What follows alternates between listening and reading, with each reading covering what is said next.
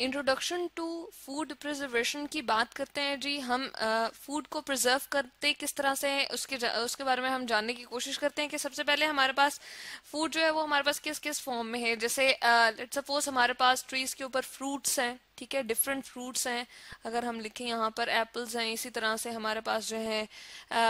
Mangoes हैं, और इस तरह से जितने भी हमारे पास फ्रूट्स हैं, आलू बुखारा वगैरह, या इस तरह के बहुत सारे जिसमें हमें वाटर की एक क्वांटिटी नजर आती है, स्पेसिफिक क्वांटिटी मौजूद होती है, ठीक है। इसके अलावा भी जो हमारे पास फ्रूट्स हैं और वेजिटेबल्स जो हमारे पास होती हैं, ठीक है, ये फूड में हमारे पास आ जाएंगी वेजिटेबल्स, ठीक है। इसी तरह से मीट जो हम यूज करते हैं, पोल्ट्री की जितनी भी प्रोडक्ट्स हमारे पास होती हैं, ठीक है। और हम कहते हैं कि बीफ हो गया, इसमें हमारे पास यहाँ पर हम लिख देते हैं बीफ है, मटन है, इसी तरह से यहाँ पर हम लिखते हैं मटन, ठीक है जी। फिशेस हैं, फिश को भी हम यूज में लाते हैं। इसी तरह से हमारे पास चिकन है, ठीक है, इसको हम लिख देते हैं यहाँ पर। ये हमारे पास पोल्ट्री की सारी प्रोडक्ट्स हैं। अब इनको हमें क्या करना पड़ता है, प्रिजर्व करना पड़ता है, क्योंकि इसको काफी लंबे अरसे तक हम यूज में नहीं ला सकते। क्योंकि अगर फ्रूट्स हमने यहीं भी तोड़ के रखे हैं, या वेजिटेबल्स जो हैं, या इसके अलावा सीरियल्स भी, ठीक है, सीरियल्स जो हमारे पास, हम क्या करते हैं उसको बहुत सारे फील्ड्स में जो उगा रहे होते हैं हम, तो उनको दालें वगैरह जो अनाज होते हैं उसको भी अगर हमने प्रिजर्व करना होता है तो खास किस्म के मेथड्स होते हैं, उन तरीकों से हम जो है ना इसको प्रिजर्व करते हैं, ठीक है। तो यहाँ पर हमें पता चला कि फूड को हमने क्या करना है, महफूज करके रखना है काफी लंबे अरसे तक, तो उसको हम कहते हैं जी फूड प्रिजर्वेशन, ठीक है। तो यहाँ पर हम देख रहे हैं क्योंकि बीफ और मटन और फिश वगैरह है, या चिकन हमारे पास जो होती है, जब एनिमल्स का स्लॉटर किया जाता है, यानी कि उनको हम ज़िबा करते हैं, तो उसको काफी अरसे तक हम एज इट इज नहीं रख सकते, ठीक है। तो कुछ हमारे पास मेथड्स होते हैं, कुछ ऐसे तरीके होते हैं जिसके जरिए से हम उसको जो है ना डिफरेंट फॉर्म में कन्वर्ट कर लेते हैं। जैसे अगर वेजिटेबल है, हमारे पास जिंजर है, ठीक है, अदरक होती है, ठीक है, तो उसको भी अगर हम रखें तो क्योंकि उसमें थोड़ा बहुत हम देखते हैं कि पानी मौजूद होता है, और हमारे पास जो भी चीजें मौजूद हैं उसमें पानी की खास क्वांटिटी मौजूद होती है, ठीक है। तकरीबन 60 से हम कहते हैं 80% जो है वो हर एक चीज में वाटर की क्वांटिटी लगभग इतनी मौजूद होती है। तो इसमें हम क्या करते हैं, इसको एक खास मेथड से जो है वो कन्वर्ट कर देते हैं इसकी ड्राई फॉर्म में, ठीक है। ये हमारे पास क्या है जी, ड्राई पाउडर जिंजर आ गया, ठीक है। तो ये हमारे पास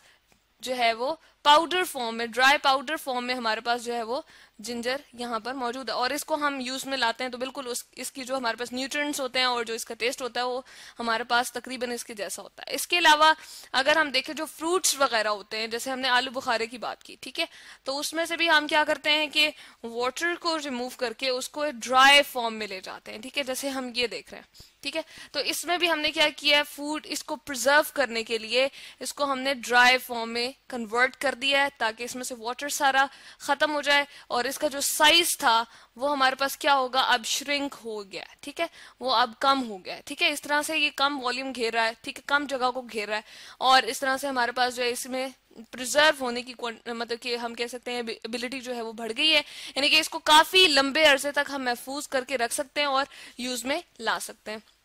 इसके अलावा जो हमारे पास बीफ होता है या चिकन वगैरह, पोल्ट्री की जितनी भी हमारे पास प्रोडक्ट्स होती हैं उसको भी हम जो है वो प्रिजर्व कर सकते हैं, ठीक है। क्योंकि इनको जब हम इस्तेमाल में अगर उसी वक्त हम क्या करते हैं, अगर चिकन लेते हैं तो उसको काफी अरसे तक हम जो है वो यूज में नहीं ला सकते हैं, ठीक है। तो इसलिए हम क्या करते हैं कि इसको जो है या तो फ्रीज करते हैं, या फिर इसके हम डिफरेंट केमिकल्स जो है वो यूज कर सकते हैं, डिफरेंट सॉल्ट्स यूज कर सकते हैं। सॉल्ट्स के अमाउंट को ज्यादा करते हैं, यहाँ पर हम लिख सकते हैं कि चले हम इसको लिखते हैं एडिंग सॉल्ट, ऐड यहाँ पर लिखते हैं जी एड सॉल्ट्स, डिफरेंट सॉल्ट, जैसे कॉमन सॉल्ट भी है उसको भी हम यूज कर सकते हैं। इसके अलावा पोटाशियम के यहाँ पर हम लिख देते हैं सॉल्ट्स ऑफ, हम लिखते हैं कैल्शियम, इसी तरह से सोडियम, और इसी तरह से पोटाशियम। तो डिफरेंट सॉल्ट्स हमारे पास जो है वो यूज करते हुए हम इन प्रोडक्ट्स को, ये जो हमारे पास पोल्ट्री प्रोडक्ट्स होती हैं, या बीफ होता है, या मटन या फिश वगैरह है, इनको हम क्या कर सकते हैं जी, प्रिजर्व कर सकते हैं। अब क्या इस तरह की क्या वजह है कि हम इसको प्रिजर्व करना चाह रहे होते हैं, वेजिटेबल्स को और फ्रूट्स को और इसी तरह से पोल्ट्री की प्रोडक्ट्स को? असल में ये है कि अगर हम इनको लंबे अरसे तक रखेंगे, बहुत ज्यादा अरसे तक रखना चाह रहे हैं, तो इनमें वाटर की जो क्वांटिटी होती है वो माइक्रो ऑर्गेनिजम्स को उनकी लाइफ को मतलब कि सस्टेन करने के लिए काफी होती है। तो हम कहते हैं कि हम इसमें से वाटर की क्वांटिटी किसी तरीके से खत्म करते हैं, ठीक है, या फिर बैक्टीरिया को अंदर इस तरह से हम टिन पैक एक ले आते हैं या इनकी कैनिंग कर देते हैं। यहाँ पर हम लिखते हैं जी कैनिंग का एक प्रोसेस होता है जिसमें हम क्या करते हैं उसको इस तरह के टिन्स में हम पैक कर देते हैं, जिसकी वजह से क्या होता है एल्यूमिनियम की लाइनिंग होती है, ठीक है, एल्यूमिनियम की यहाँ पर लाइनिंग होती है और ऊपर भी हमने एल्यूमिनियम का एक फॉयल रखा होता है, ठीक है, और इसको एयर टाइट करके हम इसको सील कर देते हैं और उसके बाद इसको स्टेरलाइज करते हैं ताकि माइक्रो ऑर्गेनिज्म जितने भी मौजूद थे वो एक तो उनकी डेथ कॉज हो जाती है और वो मजीद अंदर दाखिल नहीं होते और इस तरह से हमारे पास फूड जो है वो प्रिजर्व हो जाता है, ठीक है। तो एक बात तो ये हमने की कि वाटर की क्वांटिटी हमने रिमूव करनी होती है, दूसरा हम ये भी कर सकते हैं कि इस तरह से हम कैनिंग वगैरह कर दें, ठीक है, और इसके अलावा हम डिफरेंट केमिकल्स को भी यूज करके तो हम अपने फूड को जो है वो क्या कर सकते हैं जी प्रिजर्व कर सकते हैं, ठीक है। तो ये है जी हमारे पास इंट्रोडक्शन टू फूड प्रिजर्वेशन, जिसमें हम किसी भी जो हमारे पास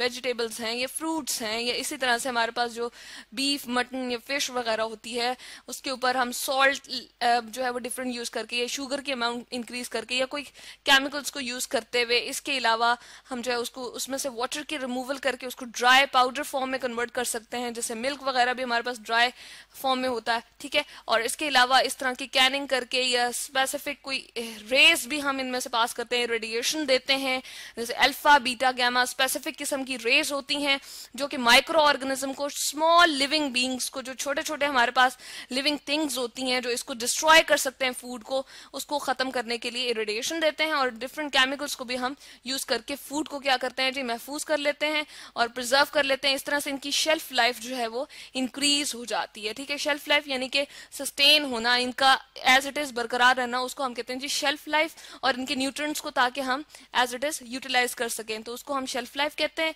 तो इस फूड प्रिजर्वेशन से हम इनकी शेल्फ लाइफ को इंक्रीज कर सकते हैं। तो ये है जी इंट्रोडक्शन टू फूड प्रिजर्वेशन।